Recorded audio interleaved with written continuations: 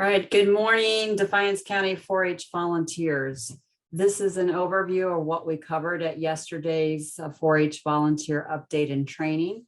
A reminder that effective 2022, Ohio 4-H volunteers must complete mandatory training, including training such as this format and additional child abuse and neglect training.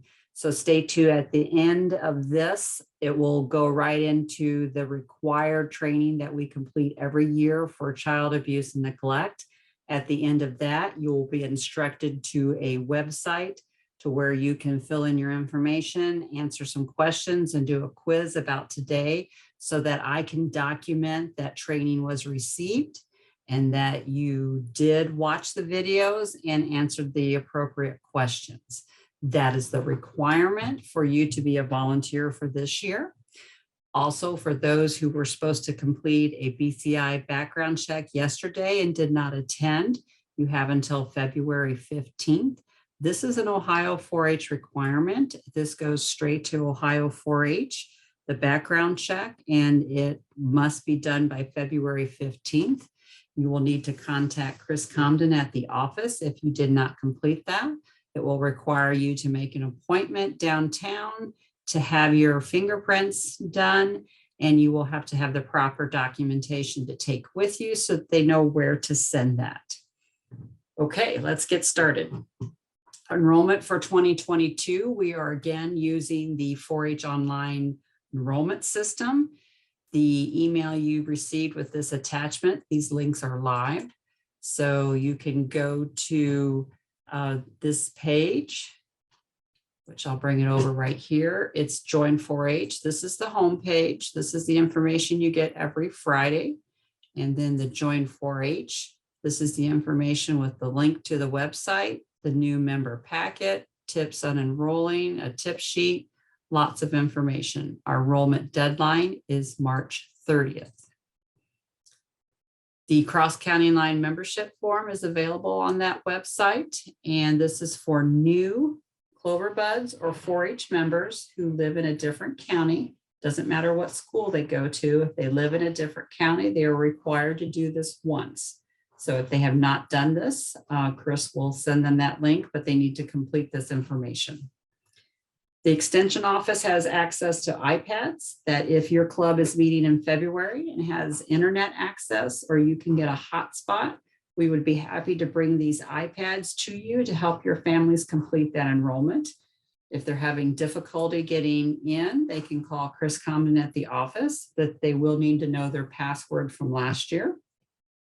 Chris has sent an email to all of your 4-H families about enrolling. And a reminder, as you as the advisor also has to enroll. So if you have questions, give the office a call. First, start with Chris. She knows way more than I do, but I could also maybe walk you through that process too. We just covered the BCI information that is required by Ohio 4-H to be done every 4 years. You will receive an email if you were on the list this year. Family guides, I'm told they were starting to be delivered last week. Your family should have received the family guide. Make sure they consult the family guide and choose their projects prior to doing the enrollment. If they've done their enrollment and realize they forgot a project, they will need to call the extension office or send us an email and we will update that. They cannot go back in and add projects. It's not a problem. Just send us an email of what you forgot and we will get that taken care of. We are back to printing the 4-H Family Handbook online. I can't make them read the handbook, but we're back to it's online and it's also printed. Each club received a bag yesterday with family guides, one for each family that you had enrolled last year. If you think you're going to need more, let us know and we'll make arrangements to get those to you. This is posted online.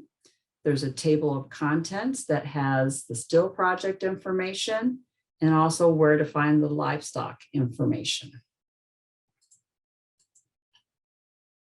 Officer books. Officer books were included in your club bag. And after yesterday's discussion, it was decided that we'd like to go back to in-person doing officer training. And Jill Spicer is going to take a look at Fairview's schedule this week and try and find us a date in March So that information will be coming, and the 4-H Council will be providing that training for officer training. They can do that in person, or again, they can go to these resources and do that information like they have done in the past. But it was determined that our kids would rather have the in-person training. Project books. There was an order form in your bag if you're one of those clubs that picks up your books for your members. If you do not, please make sure you have a conversation with your members that they need to come to the extension office between Monday and Friday, 8 to 4:30, and pick up their books.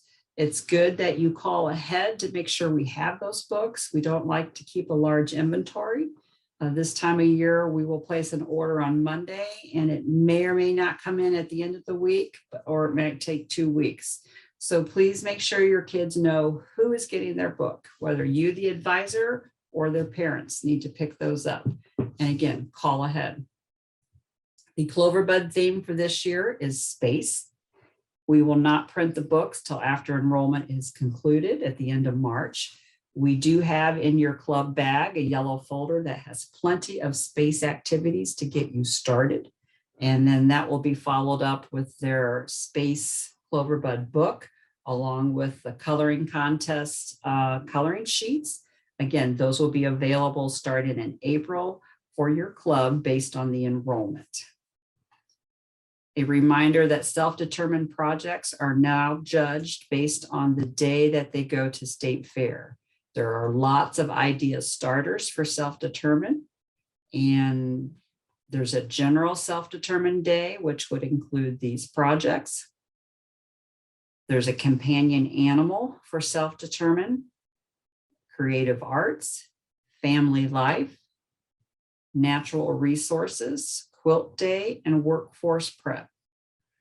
I do want to highlight that under family life, there's a babysitting self-determined idea starter that myself and the Paulding County 4-H educator, we are now certified to teach the Safe Sitter course, and we will be setting up dates before summer to get kids trained. You do not have to be in 4-H to be in the Safe Sitter class, but this is one of the requirements for the babysitting self-determined project. And also, after discussion yesterday, Kathy Holtzberry is looking at offering a class at the Sherwood Library. So those are some opportunities that will be coming up. There is a fee for that course. It's about 4-hour training, so watch for more information. And again, if a member has enrolled in that babysitting self-determined class, we will send them an email about the course. Last year's club enrollment was included in your club bag. 4-H calendar, you can get to the calendar lots of different ways. You can get to it on our defiance.osu site. You can get to it off of our blog calendar, or you can get to it off of the 4-H app. Lots of ways to do that. The website, defiance.osu.edu, you'll click on 4-H Youth Development, then down to newsletter and calendar. There's going to be a link here that takes you right to the newsletter, but here is also the calendar. If you click and go to the newsletter because you can't remember that it's u.osu.edu/Defiance4H, you can also get to the calendar off of the left-hand side. There's the home button. This is the information that comes out every Friday in your email. This is where they can access the poultry registration, camp, member resources, livestock resources, lots of information there. The link here, you want to get the kids and their families on the 4-H app. This will take you right to the App Store or to Google Play. That's an option. If they're not going to the blog site, make sure they're looking at the app. It'll take you right there too. 4-H Blue Ribbon Recognition. This is what we changed to last year. It was a 3 to 5 on a Sunday. Based on discussion yesterday, it was decided we will continue with this format. So it will be November 6, 2022 from 3 to 5. They can stop by Fairview Elementary, get some ice cream, pick up their leftovers from the fair, livestock sale checks, premiums, And then at 4 o'clock, we will do the recognition of both youth and adult. And that took about an hour last year. But again, they can come 3 to 5, get some ice cream, and pick up all their information. Volunteer training opportunities. The 22 4-H conference is in March. We have about 5 teams signed up to go. This is the link if you want to find out more about that as far as what training opportunities are there. You will need to get with the extension office with Chris. She will register you, and there's a $40 fee for that conference. Club paperwork. The Honor Club and Star member are available online. I will send this link to you again via email in the fall. That is due October 14th. But again, here's the home page. And if you scroll down to advisor resources, it's on this page. You can get to it with the Excel version, the PDF for both the Star member and the Honor Club. If you clicked on the Excel version and have Excel on your computer, you can open that up.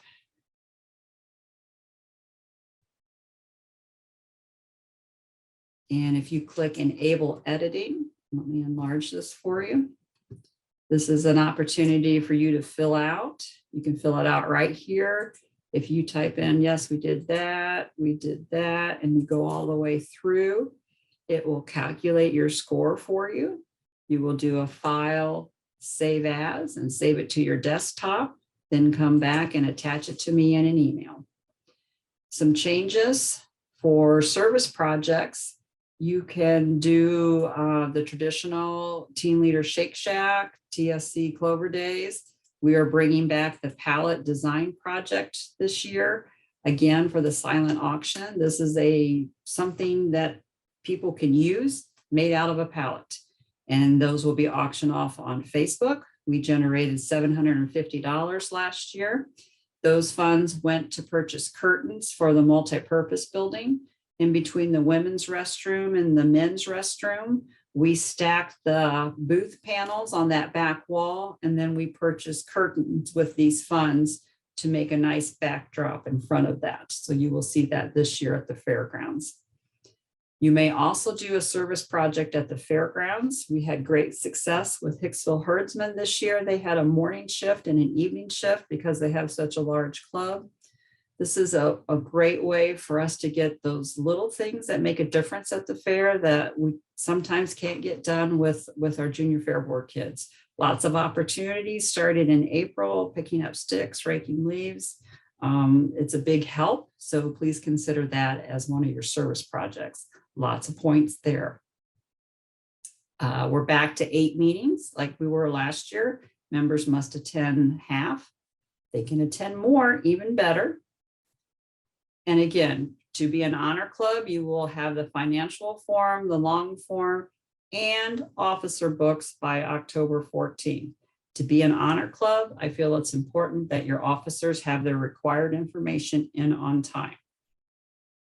October 14th, to be an honor club, you must have these 3 items. Booth setup. That booths must be in place by Thursday night at 9 p.m. because we will again have livestock check-in Friday morning and Friday night. We do not want cross traffic coming in, so all booths must be in place by Thursday at 9 p.m. Again, member attendants must attend half of the meetings and do a demonstration. If you have the 4-H app, if you go to that now, you will see you can now get to the SALAM application. You can get to the quality assurance registration. The possession dates are there and the poultry registration.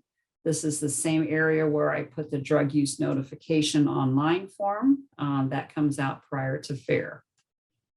Membership fee is $7 plus an additional $2 for their fair pass for anyone 13 years and over.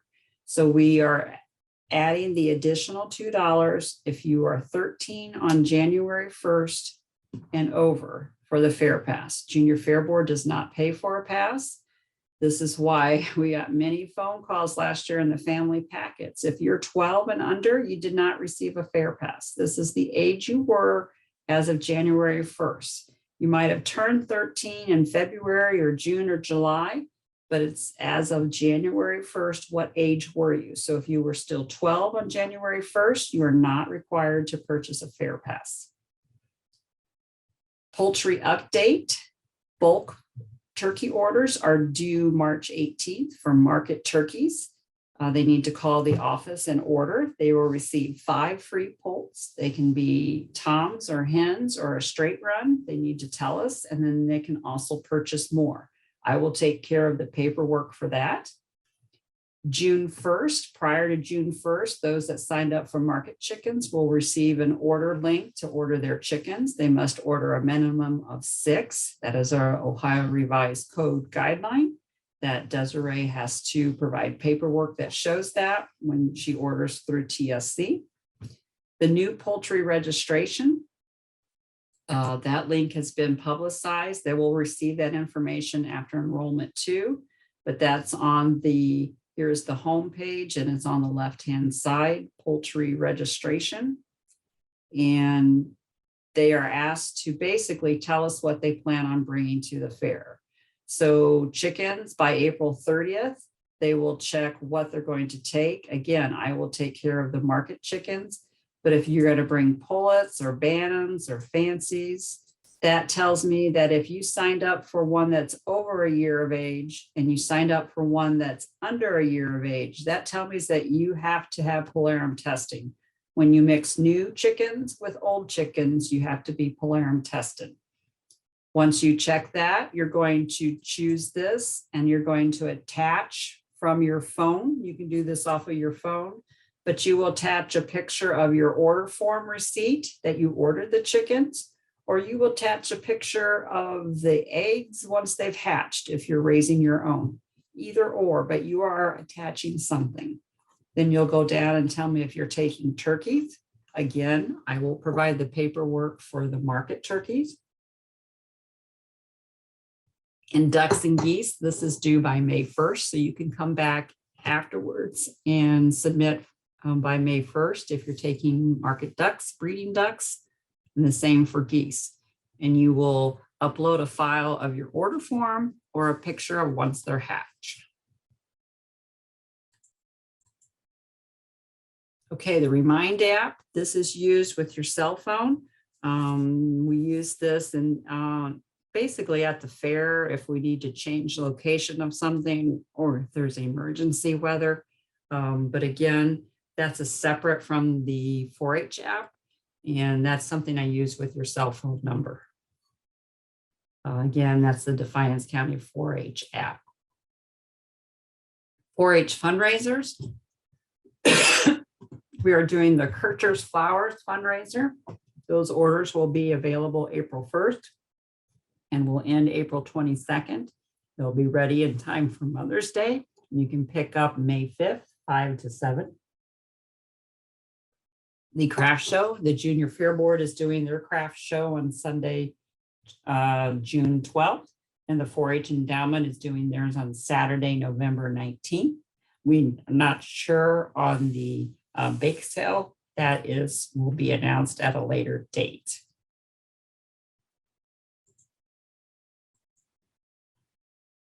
The SA Lamb and Pig Catch, we had 25 pig catch participants from the fair last year. They will pick up their pigs mid-May, most likely the second Saturday of May. I will send information as soon as that date is set. SA Lamb applications are due April 1st. They can complete the online survey, which is available via the app right here on the website. They can send me an email essay, or they can drop off an application in the mail or at the office. Again, those are due April 1st. Junior Fair information. Changes to the Junior Fair guidelines have been out. I will go over those. New this year, 2022, central tagging will be the second Saturday in June, June 11th. We are trying to get off of state track and baseball. So the second Saturday in June, June 11th, and reminder that June 12th is our Junior Fair Board Craft Show. Steer tagging has been completed for this year. 2022 livestock check-in is August 19th.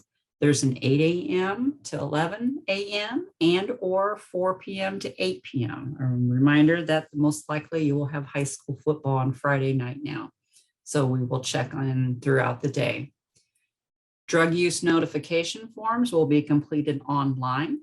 Again, we had those tablets there with people there to do that at the fair when you checked in. So again, that will open up the Wednesday before the fair. You can get to that off of the 4-H app, and that will be completed on animals you are bringing to the fair. And then once your animal is tagged for market ducks or geese, make sure we go in and add that tag number to that.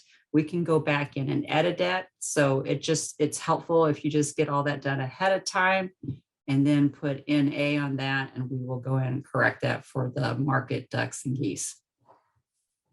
Royalty program will be back at 9 a.m. on Saturday of the fair. Skillathon. We are doing something different this year. After a lot of discussion with the livestock committee, we felt that we would like to have more of a discussion with youth versus youth reciting what they memorized.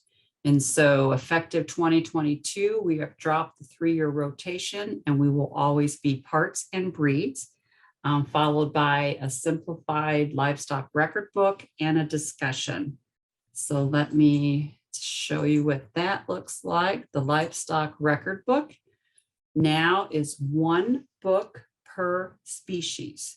You will put all of your goats, all of your chickens in a separate book. So it's both breeding and market. So 1 book for your poultry, 1 book for goats, 1 book for swine, 1 book for sheep. Horses will have a separate one to use, and dogs have a separate one. But the rest of the species, it's 1 per species in this book. So these are the ones down here. The scoring has been simplified. And now page 3 and 4 of your book, where you're going to spend some time looking at the GPPs. I feel it's very important that kids start to recognize what the GPPs are versus reciting them.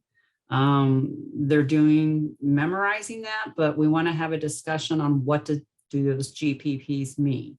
So they're not going to get graded on whether they put a blue check mark or red or white, but just have an honest discussion on, I'm good at this, I'm not good at that, I need to do better, I don't know what that means. And then if you see on page 2, the shaded ones are the ones that we cover at quality assurance. So these are the 3 questions that the livestock interviewers are going to ask. 5 points for each based on the discussion, not based on if they're completing everything, based on the discussion. I feel that a 3rd grader can discuss different ways to keep the water clean, what they do with their containers, all of this. This is where the learning is going to take place versus the memorizing. That's the difference that we want to focus on. And we hope that they will have a better experience with the livestock record books this year. 1 book per species. The emergency action plans we've taken out. I don't need to know your dentist or your chiropractor's phone number, but I do think it's important that a child should be able to call 911 and give instructions to their house. So they will write directions from the nearest fire department to their home. Take whatever route. These kids need to be able to talk to an adult, to a live person, on how to get someone to their house. I feel that's very important. Livestock committee does too. And so we are keeping that in the livestock record book. Animal inventory, list all of your animals. If you want to group your 20 chickens of the same breed, you can do that. But again, you should have plenty of room here. They will again put the feed tag and answer questions about the feed tag. Place a current project photo. I like like it when they put themselves in that. It's a current photo, not last year's, a current photo.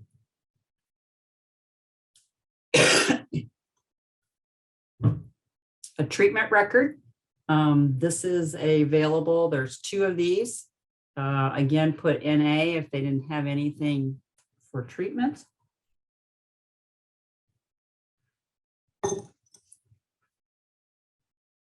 And then accomplishments. Again, this is what will be used for discussion. That's it. This information here is extra. It's not required. It's for information only. If a family needs to figure out how much to feed for their animal to make weight, this is where they might do that. And that is your livestock record book. Okay. Livestock quality assurance flyer has been out. We'll need to keep posting that information.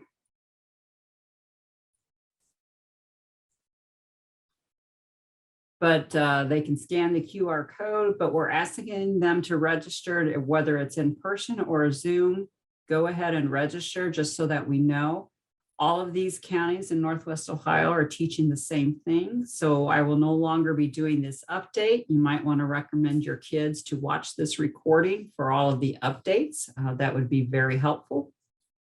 But again, there's in-person and Zoom. After yesterday's discussion, we are looking at adding an in-person at Tenora High School after school like we do. Butch McCoy is going to try and find a date for that. It'll most likely be in May, but that would be another opportunity coming. Livestock possession dates, those are also on the last page of the family handbook. Livestock sale order, that is on our webpage. But again, whoever sold last year is moved to the front. So poultry will sell first this year and rabbits will sell first next year. That is how that order is determined. Skillathon, we just talked about the new record book. Stations will be parts and breeds. I've got to work on that website to get that updated next. But kids can fill out this quick link.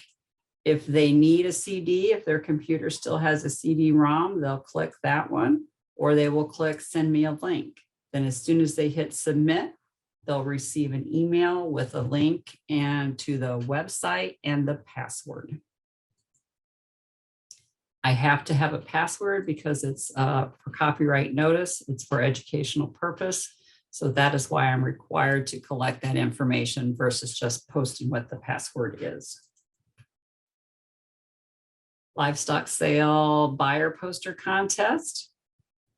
Contest at the fairs. After discussion yesterday, we are no more entry fees for these contests. That we decided that clubs like to do this for the bragging rights. So we'll come up with a better award that we can pass on from year to year. But here's the rotation of our contest. We will continue the pallet project fundraiser for a Facebook auction and scarecrow contest for this year. 2023 will bring back recycled tire contest and recycled garden art. And in 2024 will be decorated pallets, and we're going to try a 5-gallon bucket design contest. So that information will be coming. Look forward to that. And again, just show up. You guys are good at the pallet project. We'll put it in the multi-purpose building like we did last year, and the scarecrows will go across the show arena fence for that. Service projects, 4-H club service projects. Again, you can do a project at the fairgrounds, 4-H awareness window display. I know the Fairview Young Farmers always does one there in May, right there at the corner of 249 and 15. I always enjoy looking at that. The county fair, you can have the booth watch, Shake Shack, flower planter, or some of the other contests that we do. Christmas cruise through, you can take money at the gates.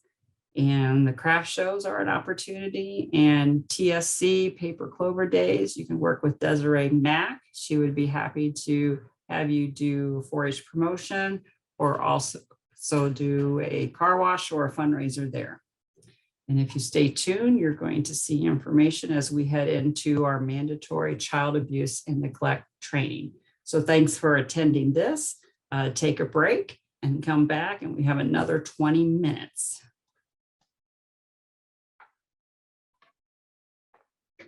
All right, welcome to the OSU Youth Activities and Programs, Child Abuse, Neglect Recognition, and Reporting.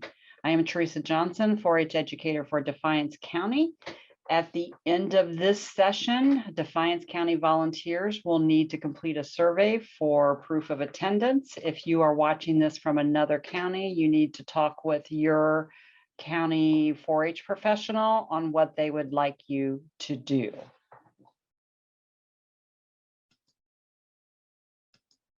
Okay, so our objectives today are to familiarize you with OSU's protection of minors policy, our standards of behavior, working with youth virtually, defining child abuse and neglect, identifying 4 main types of child maltreatment, recognizing indicators of abuse and neglect, learning about OSU's reporting requirements, know how to report and what information you need, and become aware of what happens after a report is made.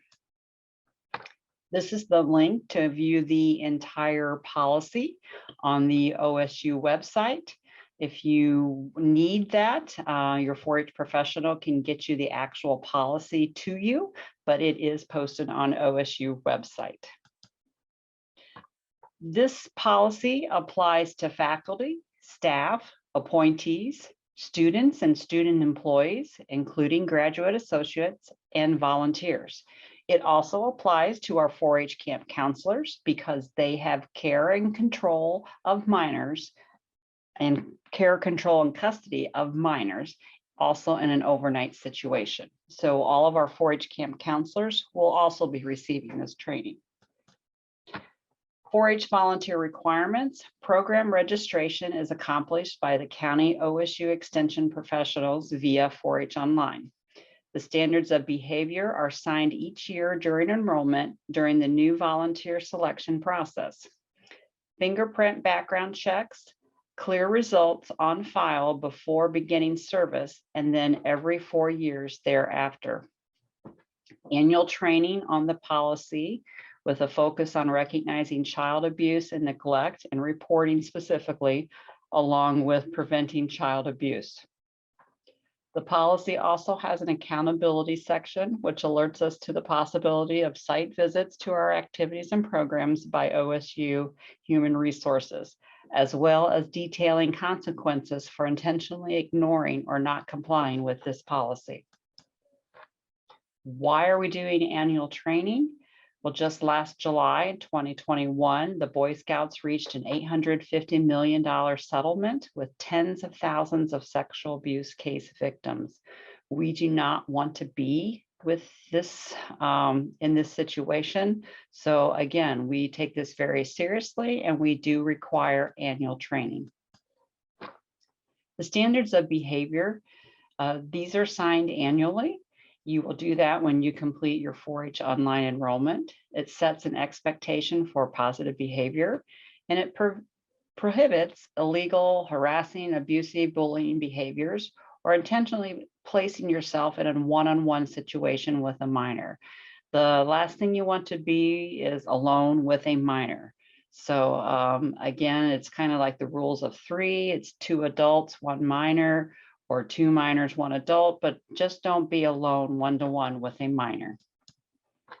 The standards of behavior is spotlighting as of 2021, the following: that Ohio State Extension volunteers will not possess or consume intoxicating substances, including drugs or alcohol.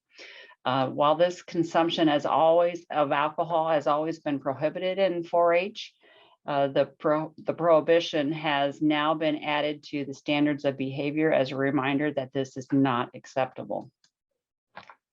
New for 2022, the standards of behavior clarifies two things: that if you have been background checked but have had a break in service for less than 12 months, that you will disclose any convictions that occur between the break within 3 business days. It is also expected that you will report suspected child abuse and neglect. The standards of behavior now includes reporting red flag behaviors. This has always been the expectation, but it is now emphasized in the standards of behavior. It's important to remember that another requirement is that you will uphold and support the responsible and lawful use of social media. In doing so, you will not create or post social media content that is abusive, threatening, obscene, harassing, or creates a hostile environment. Working with youth virtually. COVID has forced us to carry out much of our programming and business virtually. Virtual programming will continue to be a part of what we do, so we need to be aware of responsibilities we have when doing things virtually.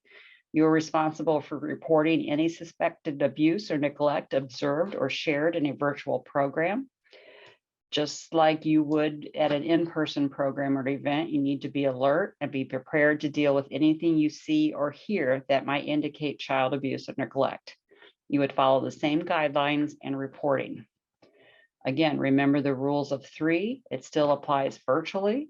For the protection of our youth and yourself as a volunteer, never place yourself in a one-to-one interaction with youth. This includes virtual meetings. Always try to operate in groups of 3 or more. And you want to make sure that you obtain parent consent prior to recording or photographing minors. Never record or photograph someone who is unaware that they are being recorded. Use recommended platforms. OSU employees are required to use software platforms approved by OSU. Volunteers are encouraged to use the same system for approved software. We have a resource sheet available to you if you want to find out what those platforms are. And then consider yourself background and appearance. Consider yourself the background or the appearance or clothing that you're wearing, making sure that it's appropriate, what location. Try and use those backgrounds that are available to you.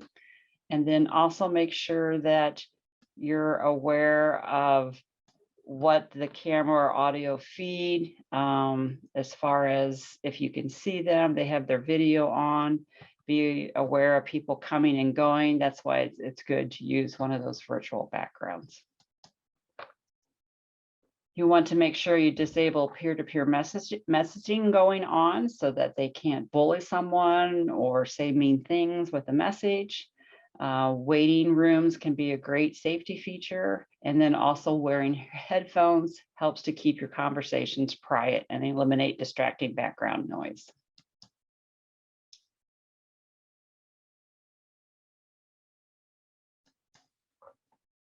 OSU's definition. There are different definitions of child abuse and neglect on the federal and state level. We will focus on the definition that OSU uses. When a child has suffered or faces a substantial threat of suffering any physical or mental wound, injury, disability, or condition that reasonably indicates abuse or neglect. This also includes any conduct of a sexual nature that may be harmful to a minor's mental, emotional, or physical welfare. That leads us to discussing the 4 types of child maltreatment. Although any of the forms of child maltreatment may be found separately, they can occur in combination. Neglect occurs when there is intent not to provide care. No laws on what age a child can be left alone or allowed to what a sibling or another young child, but the guideline is 10 years old to be left alone and 12 to watch a sibling.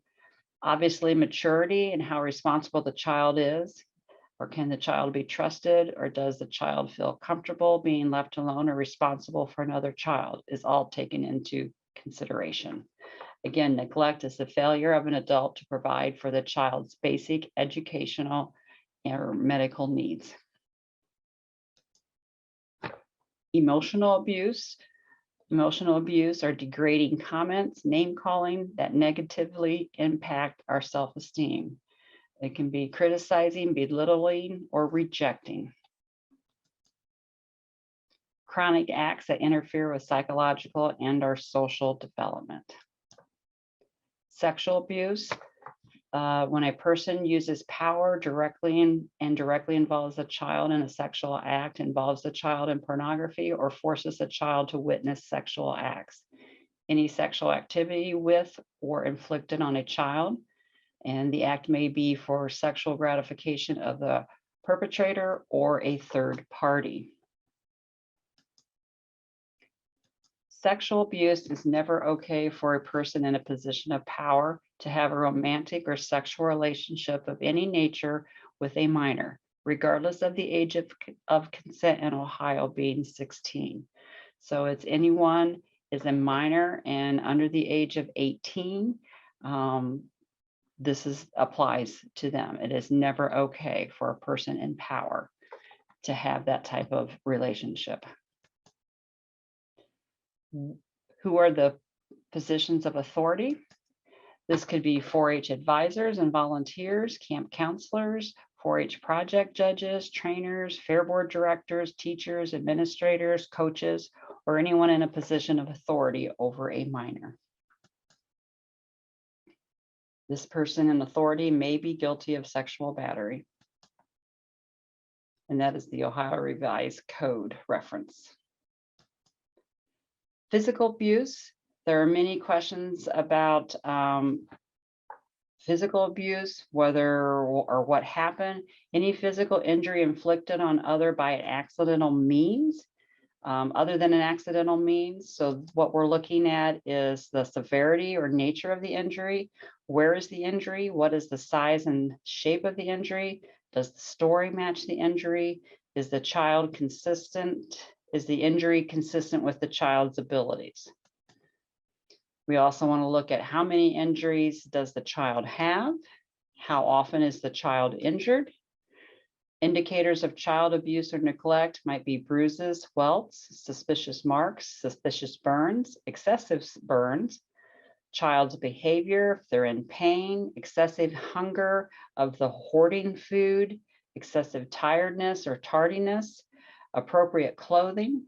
There are more indicators for child abuse and neglect. If you feel you need more information on that, please reach out to your 4-H professional.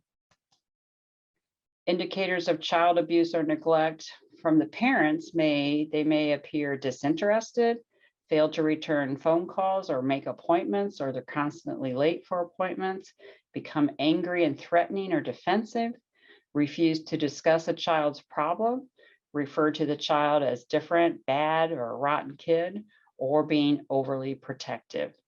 If a parent is overly protected, this could be one way they are trying to protect the secret of abuse by not allowing the child out of their sight.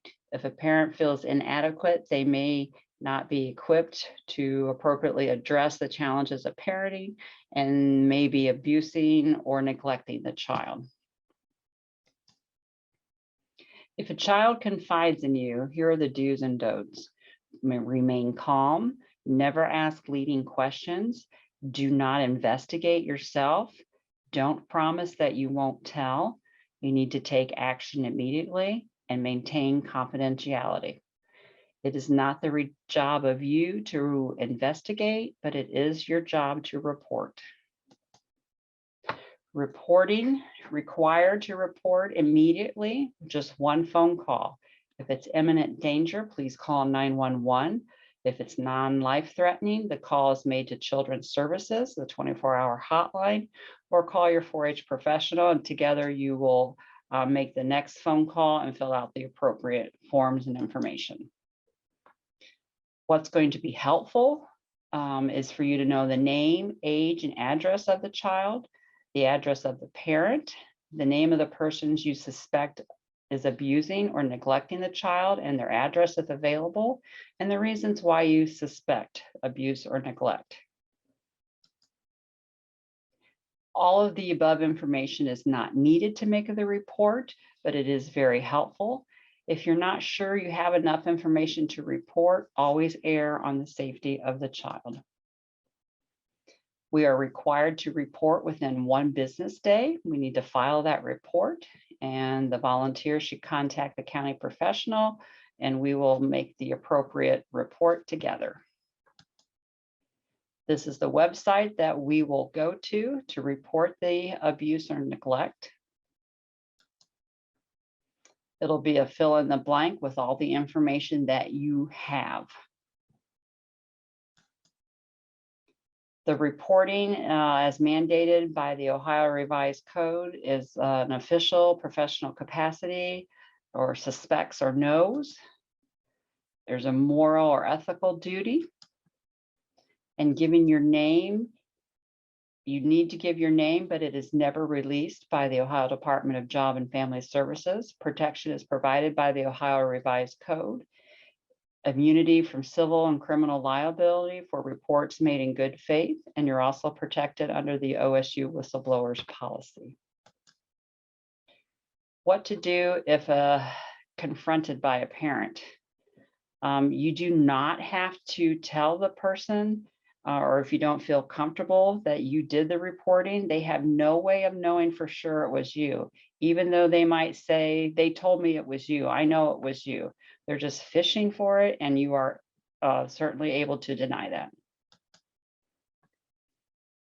There are trends due to COVID-19. Child abuse and neglect reporting to child protection agencies across Ohio in 2021 shows that reports were down due to children having less contact with mandated reporters, but the seriousness of concerns being referred were higher. Youth may have less caring adult role models to keep them safe and advocate for them, so it's even more vital that we take our responsibility seriously.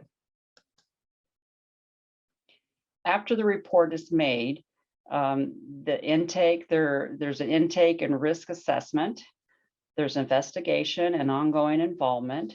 Protective supervision is provided.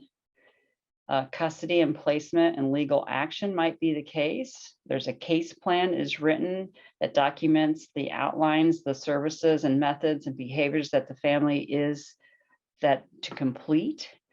And it's also maybe permanency planning for adoption. The planning for adoption after a given period of time has passed and the parents have not remedied the problems might warrant removal of the children. So preventing child abuse and neglect is something that we can all help with. Recognizing the potential signs of neglect and helping connect families with needed social services, fostering positive relationships with the parents of youth in your club, offering words of encouragement, and knowing the resources available in your community. These are all things that you can do as a 4-H volunteer. We have a role to play in helping to prevent child abuse and neglect. And we want to make sure that if you see something, suspect something, that you say something. Again, thank you for your time today. We thank you for, again, providing those positive and welcoming environments. And if you are a Defiance County volunteer, you can type in this website, go.osu.edu/done. And it will ask you questions over the advisor update materials and the child neglect and training materials. You can also hold your phone up to scan this QR code, and that will take you directly to the survey. Once that's completed, you are set to go for 2022. Thank you.